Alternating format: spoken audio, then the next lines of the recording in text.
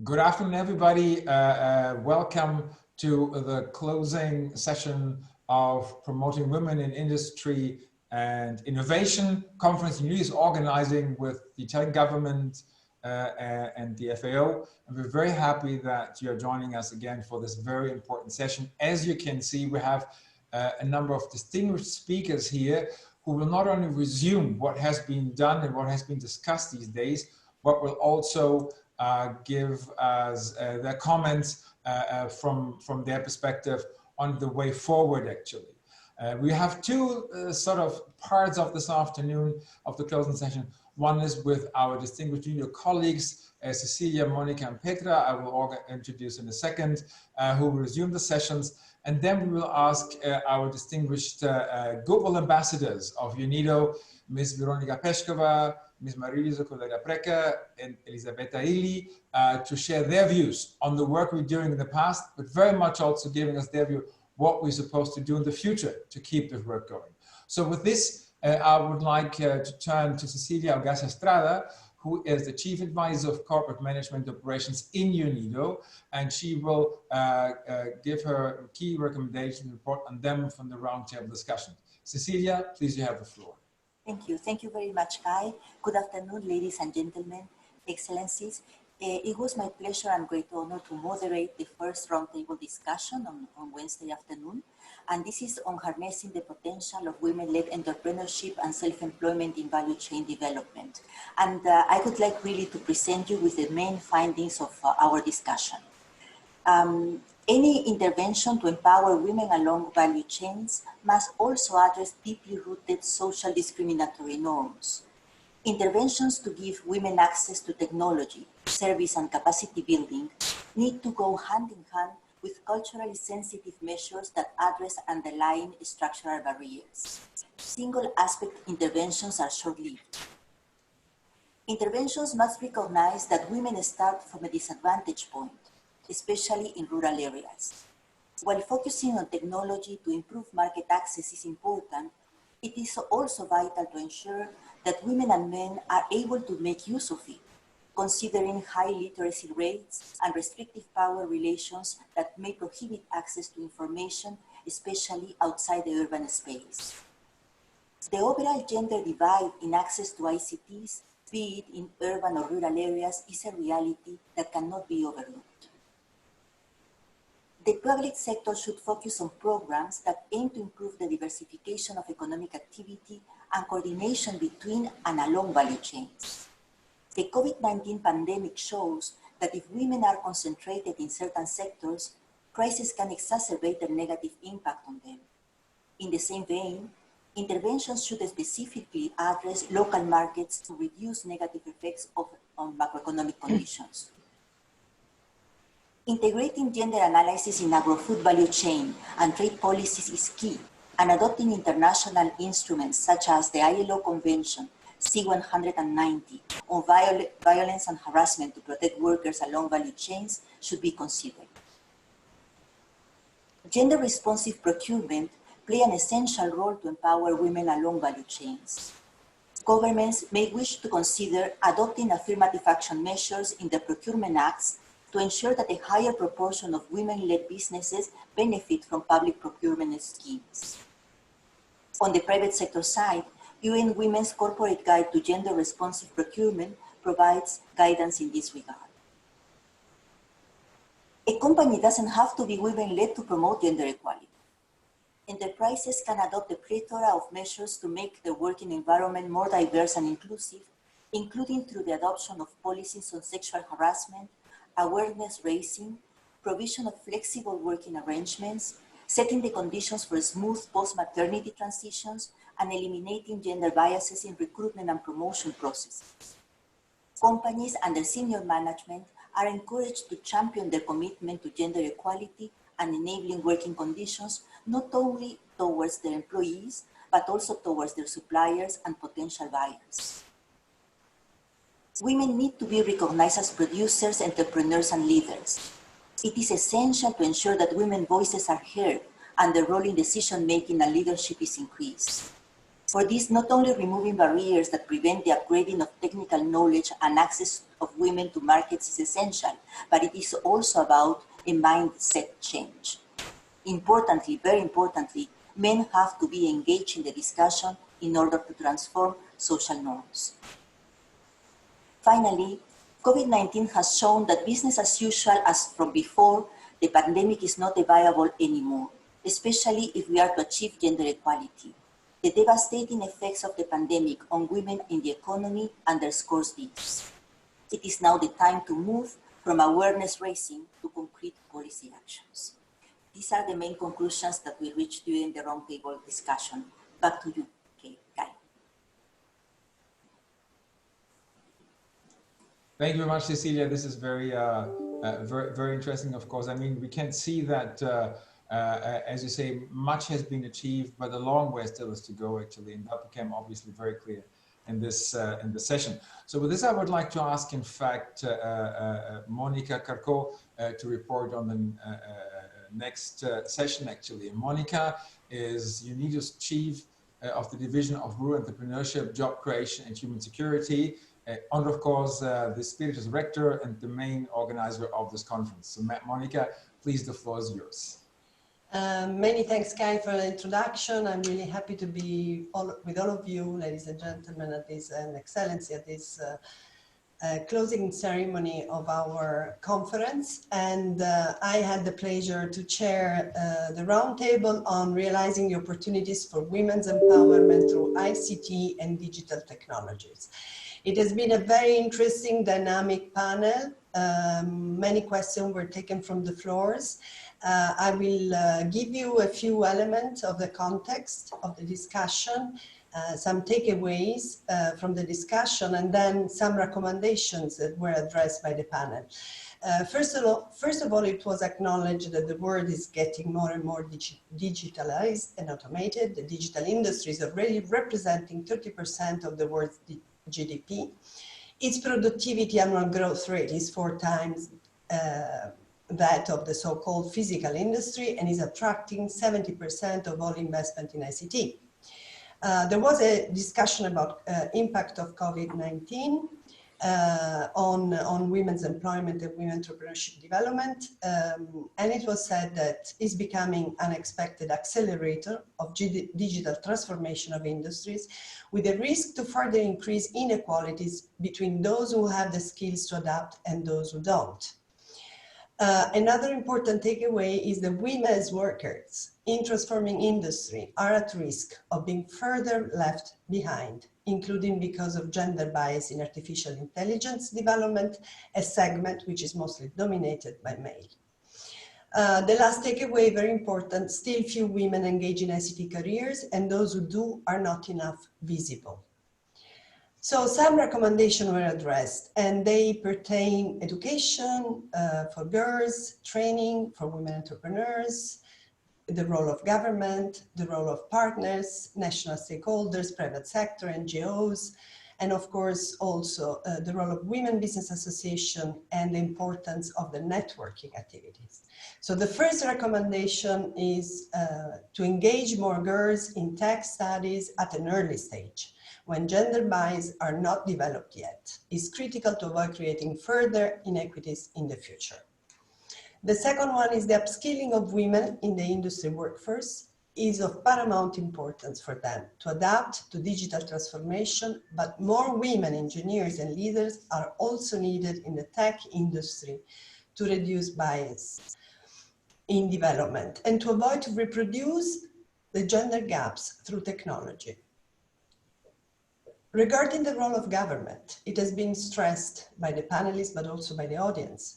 The government should have a role in facilitating women's and girls' engagement in ICT and STEM studies through dedicated training education programs, gender-sensitive public procurement policies, very important point, facilitating access to finance and productive resources, developing infrastructure and connectivity, and overall creating an enabling environment. And we had the participation of the representative of the Minister of Palestine.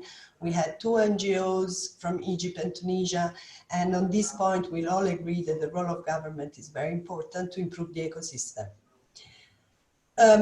Regarding the partnership amongst different stakeholders, such as private sector, NGOs, international organizations, research institutions, we all agreed that in order to really accelerate the participation of women in the ICT sector and make them ready for the future challenge of, and the current and future challenge of Industry 4.0, it is necessary to have a multi-stakeholder partnership. We also had representative of Nokia Labs and Cisco, and they presented their programs to support women in the ICT sector, and also the internal governance regarding gender policy, which were very interesting.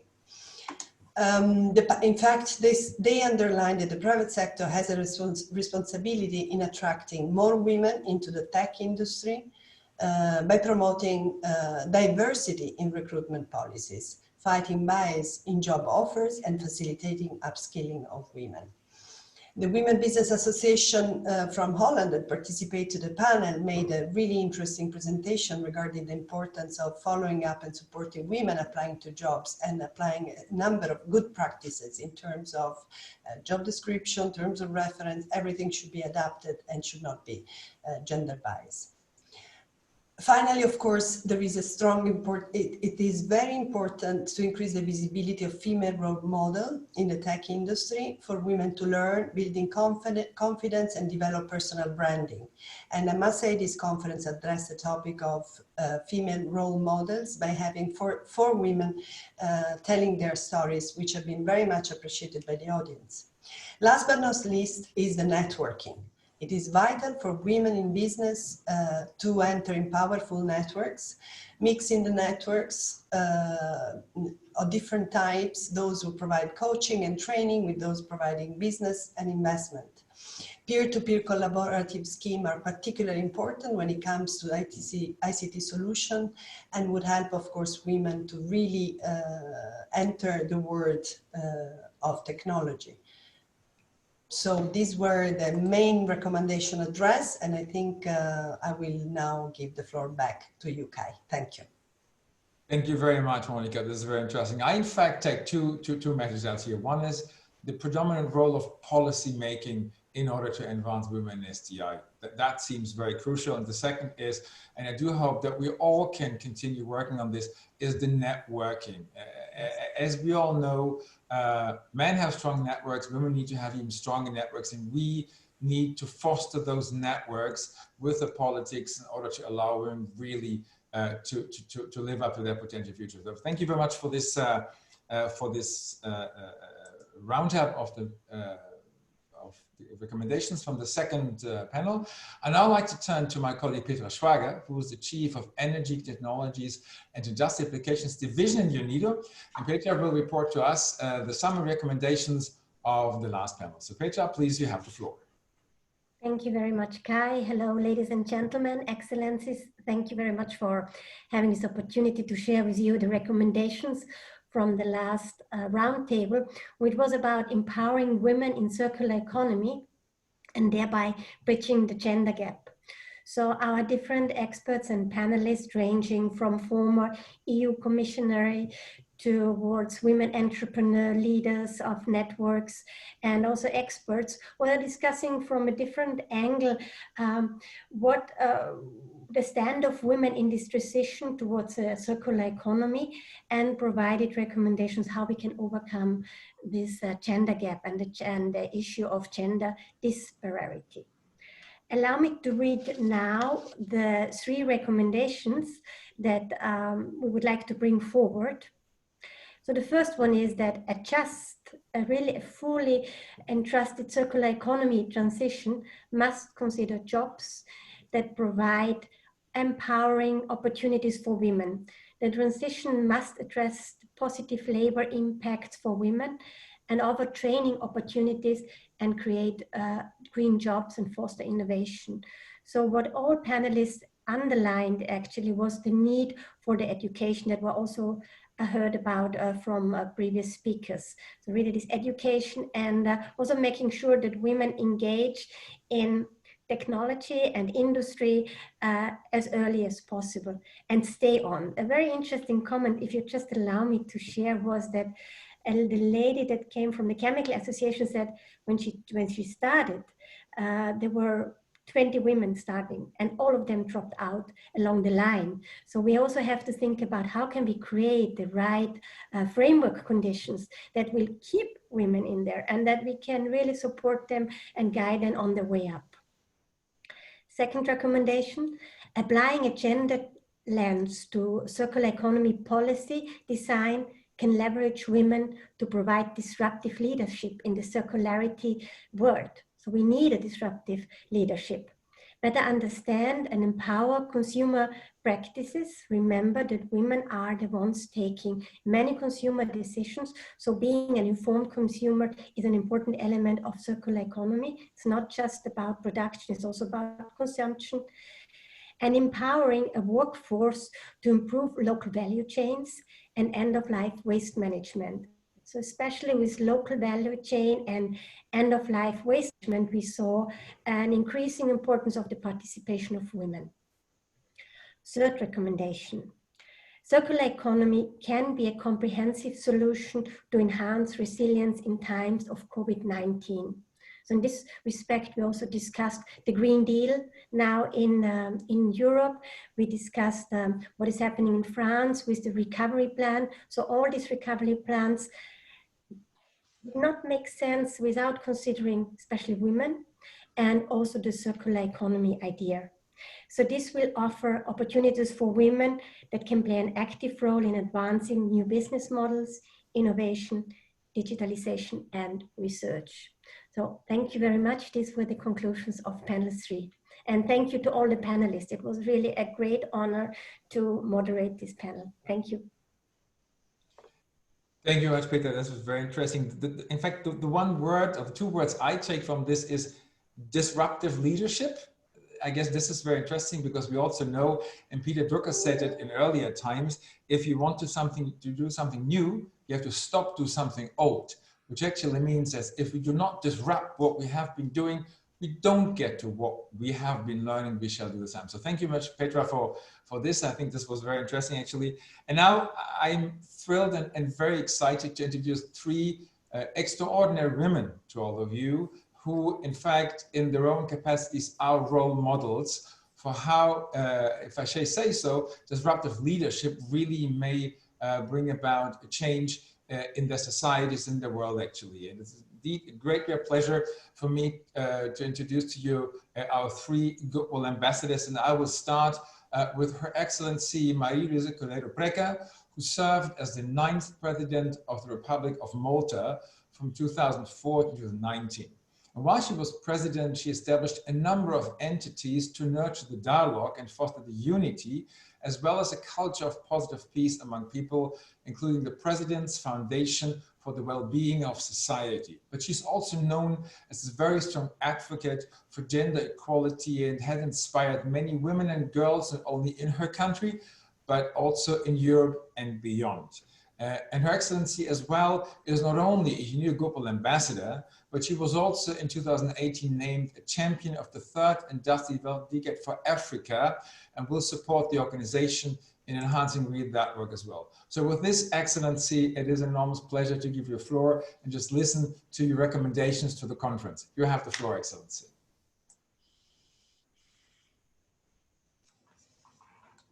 Please, your mic, Excellency. Yes, okay. Thank you. Thank you so much, guys. Hello, colleagues. It's truly an honor and a privilege to be part also of this wonderful, important 3-day conference. I'd like also to take the opportunity to thank UNIDO and the Italian government and FAO for bringing us together in such a constructive conference, where through the sessions, an essential dialogue and the sense of engagement was created, and contributions from the various participants were so enlightening. However, I would like to mention a few of the issues that have come to the fore. It's not possible to mention all the issues, but we have had excellent presentation of the take-home points. But there are some which I believe needs further highlighting, as I see it, and issues that I believe need to be kept on really high on our agenda as UNIDO and other international organizations, but even more so on the agenda of our governments. So we need to continue to advocate. Practically all governments across the world are committed to the Sustainable Development Goals, and it has surfaced time and time again during the deliberations of this important conference that by 2030 we need to implement the Sustainable Development Goal 5. We need to implement all the 17 Sustainable Development Goals, but obviously Sustainable Development Goal 5 is of particular importance to us, as specifically it speaks on gender equality. We have heard during the sessions that any intervention to empower women along the value chains need to be holistic, that we need to address the deeply rooted social discrimination, norms and mentality, and the structural barriers in our societies. In this context also, I must mention the important issue that was raised and which needs to be addressed regarding violence and harassment to protect female workers. We need also to ensure that equal access to education and training with a particular focus on technology, STEM, ICT and services. And this is of particular importance because we cannot empower women who are not, as children, have had access to education and have had not the opportunity to focus on technology, STEM, ICT, and other services. We need also to introduce gender-friendly policies and gender-responsive procurement processes. And from my own country, we know that gender-friendly policies can change the whole spectrum. We had some time ago, we had some years ago, we introduced free childcare centers, for example, for all women and even men. And the female participation rate in the economy rose by 20%, which is huge. So this is, for me, is proof from my own country. Undoubtedly, well, this has to go hand in hand with culturally sensitive measures. And many a time we tend to overlook, even at times we as women, we tend to overlook the culturally sensitive issues that each and every one of us coming from across the globe have particularly. Another important issue which was raised was the importance of governments focusing on programs to improve the diversification of the economic activity so that in times of crisis, the negative effects on the economy, such as what has happened during this pandemic, are reduced. And this definitely, we know that quite a number of businesses has gone haywire, especially in for example, the tourism sector in my part of the world.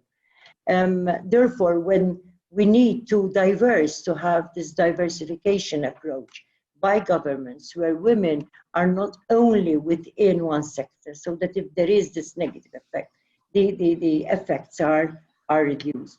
It was also emphasized, and this is very important, I think, that the private sector must also play its part by ensuring that gender equality environments, and this is so very important.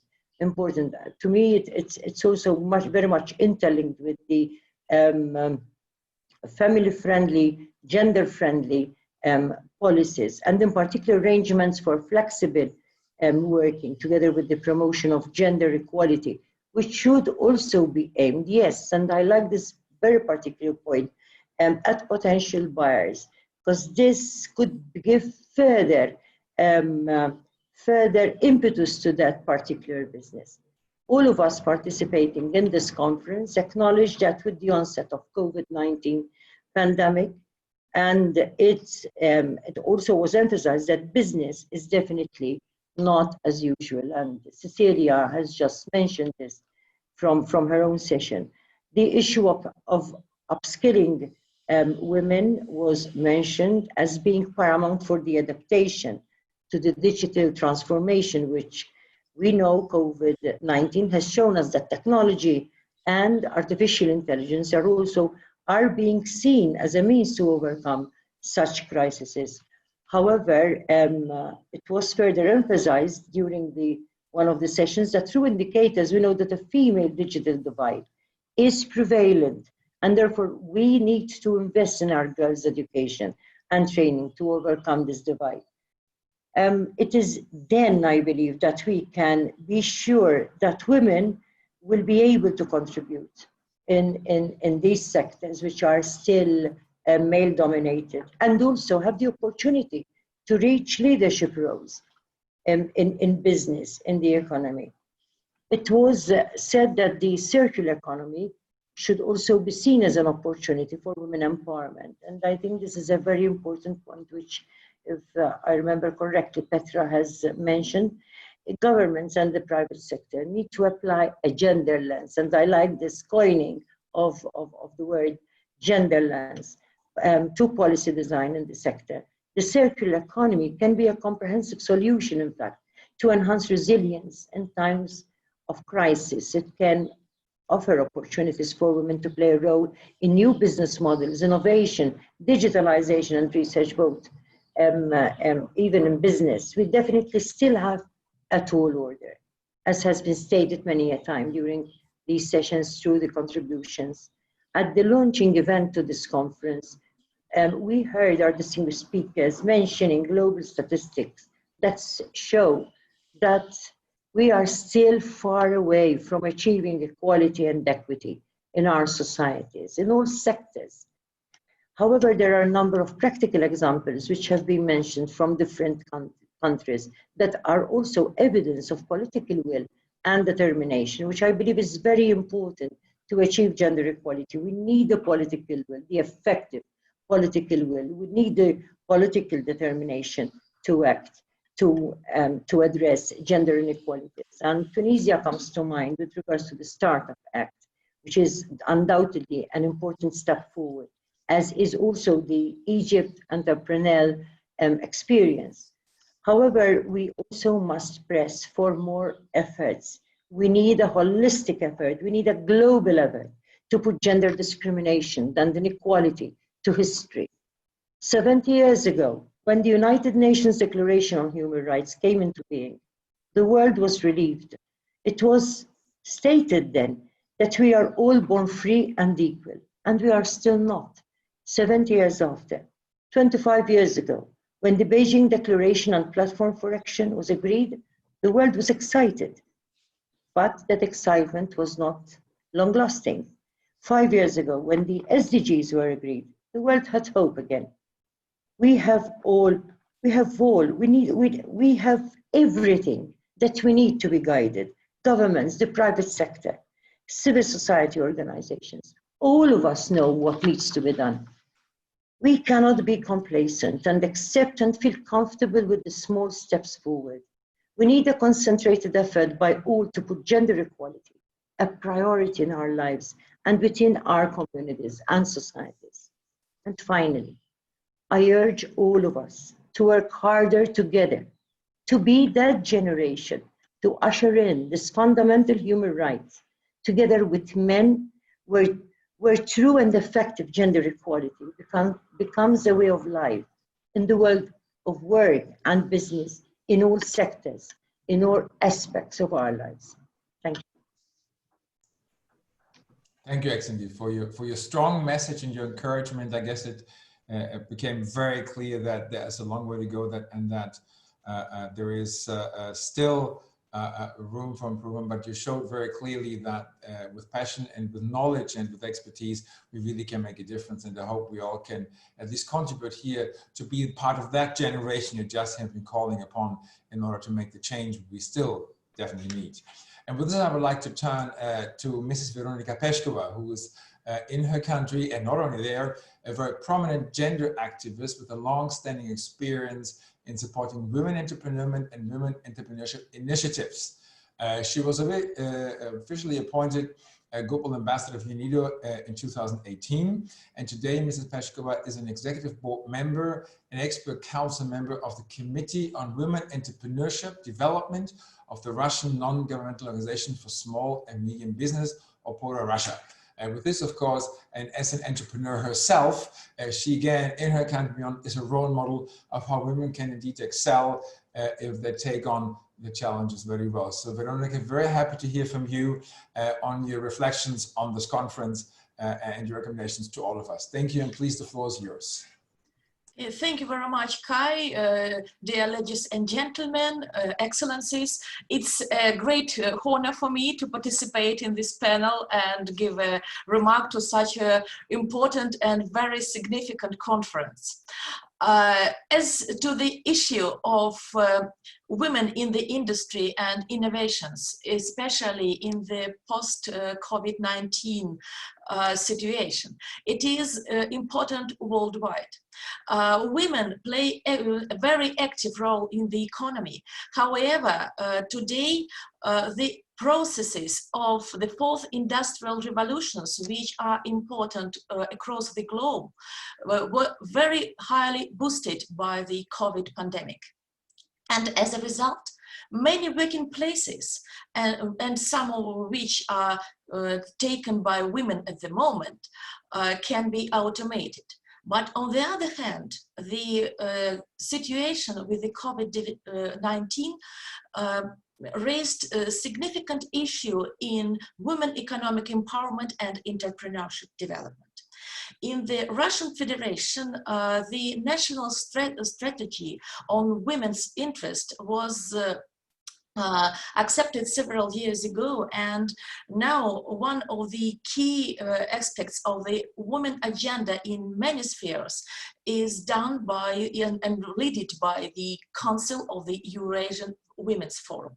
And it is a great honor for me now to express a sincere gratitude for all experts, speakers, and organizational team, and to UNIDO for this conference, from myself and from the deputy head of the Federal Council of the Russian Federation, Ms. Galina Karelova, who plays an active leading role in the Council of the Eurasian Women's Forum. Recently, in cooperation with the Council of the Eurasian Women's Forum, UNIDO has launched the first 3 models of the educational program of digital literacy development for women entrepreneurs. I'm sure that ICT plays a very significant role in women economic empowerment, and especially in women entrepreneurship development. Because on the one hand, using digital technologies provides a woman worldwide an opportunity, on the one hand, to combine business with the family commitments. And on the other hand, using ICT helps women to overcome the limitations in access to market. It is an opportunity for a girl from Peru to find a client, let's say in New Zealand, or a girl from Siberia to find her partner in Germany or in Italy. And international organizations and UNIDO and other global network organizations can help women, as it was mentioned by the speakers in the conference, to build effective networks, to build effective and progressive business models, and to get access to the global value chains.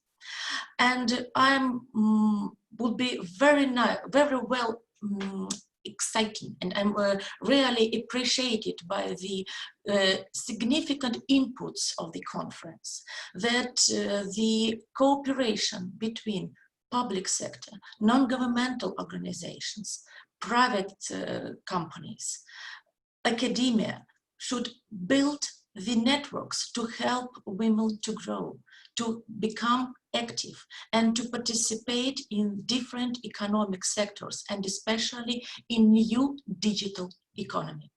And I would like to suggest that we can continue this activity on a global level. And I'm pretty sure that we would be able to continue this conversation and our cooperation at the 3rd Eurasian Women's Forum, which will take place in September next year, from the 22nd to 24th of September 2021, and I hope that to have a mutual event with UNIDO would be a good tradition. And the inputs of this conference will be developed in our new cooperation activities. So thank you very much for everybody. It is extremely important issue that was raised, and great recommendations were achieved. Veronika, thank you very much for these words, and thanks very much for highlighting the role of ICT and digitalization in the advancement of women. I guess what we're looking forward also are accelerators in this task, and I guess ICT can be, if well placed, an accelerator in doing so. So thanks very much for this. With this, I'd like to turn to our most recent Goodwill ambassador, Mrs. Elisabetta Illy, who just last year was appointed a Goodwill ambassador. She is a photographer and a journalist, and Ms. Illy founded a photo agency. It's called Picture of Change, to share stories of positive change from all over the world and to raise awareness of sustainable development goals. And she's made her mission to document the reality of different cultures and showcase the beauty of the planet which we're living at. So this combination was for us, and we're very thankful for her to be with us as a Global Ambassador, a strong partnership that shares her approach and works towards the same goals as in UNIDO we already do. So Elisabetta, with this, I would like to give you the floor to please share with us your view, how as a women entrepreneur and photographer can help us to drive the agenda of gender equality. Please, you have the floor, Elisabetta. Thank you so much, dear Kai, and thank you, UNIDO and Italian government and FIO and Excellencies. Please, first of all, accept my warmest congratulations for the conference. I know that it could be not so easy, and because I finally perceive that we are one step ahead, and we all agree that it's time to action, make it happen. Sometimes it's easier to start from, for example, for a group of women working together who makes, they are able to make a system together. They make things happen. And believe me, I can testify it. Because they have a quiet sort of sensibility and empathy. But if you want to think happens, you need the project. This is very important. An opening to a planning, a mental opening, a social opening, a border opening. We need this, and we can do it. We can arrange it. In one word, we need cross-fertilization, in my opinion. And the ingredients, much more important ingredients, are passion and openness.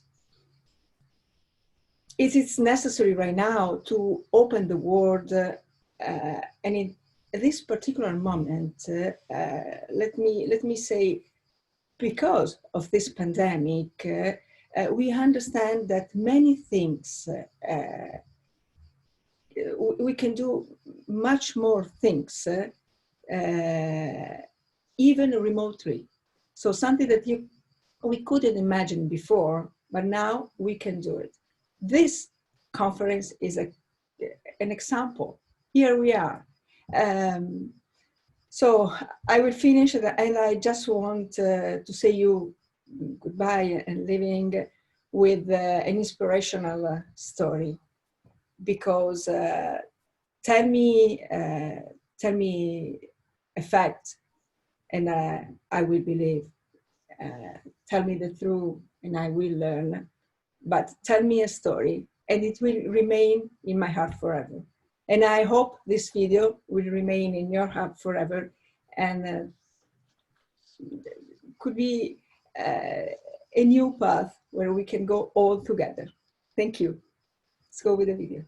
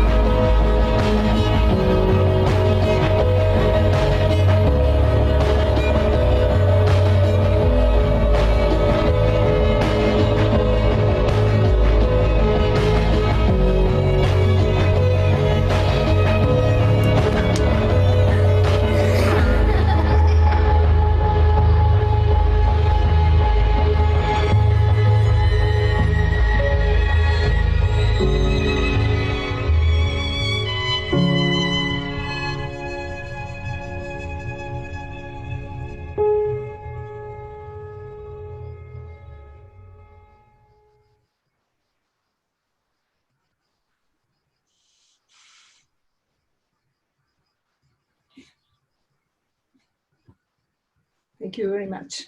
Thank you very, very much. It is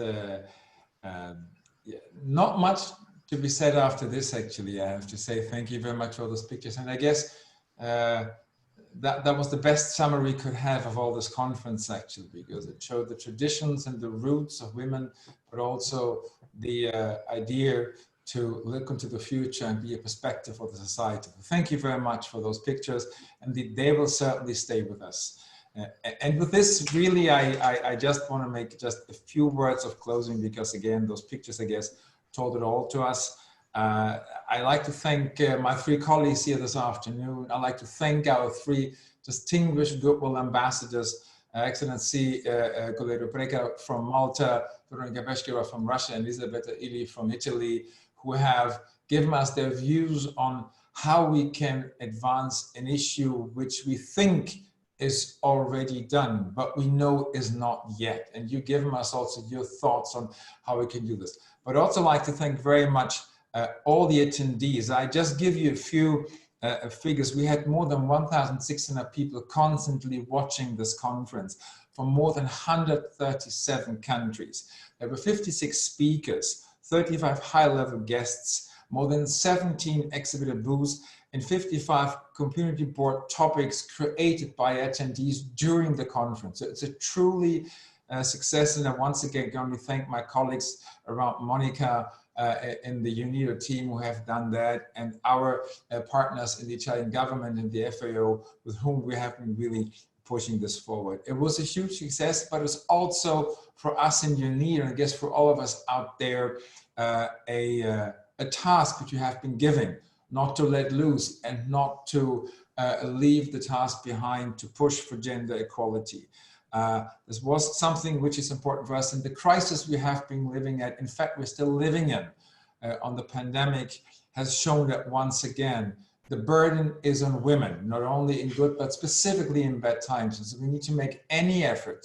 And allow me, as the only man in this short gathering here in the conference, to make a call onto my male colleagues that we have and we should, and we have seen these days, that we need to embrace the gender equality as one of the main principles wherever we are, whatever we do, and whatever we work in, basically, because it's not only the right thing to do, it's the smart thing to do. And with this, really, I'd like to thank all of you for the recommendations, the spirit, and the inspiration you have given to all of us this afternoon, the closing session, but throughout the days. And I very much can hope that we will have the possibility to see you all back. Please use our communication channels. They will always be open for you in UNIDO to continue working with us, that we can advance the agenda jointly. And once again, thanks to all of you. Excellency, Veronika, Elisabetta, thanks for you this afternoon. Monica, Petra, and Cecilia, and to all of you out there. And I very much that you have the chance to see you all soon, very big. Once again, thank you and have a lovely afternoon and stay safe.